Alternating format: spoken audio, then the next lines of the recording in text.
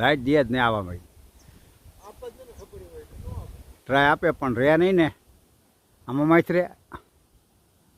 આ તે કાંઈ પણ ઉડીને બે કર પડી ગયું છે એટલે ન વાંધો આવે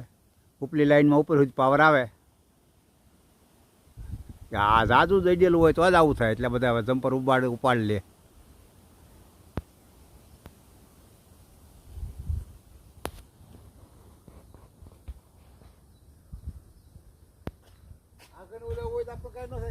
આગળ નો અહીં તૂટે આમ હોય એટલે જ અહીં તૂટે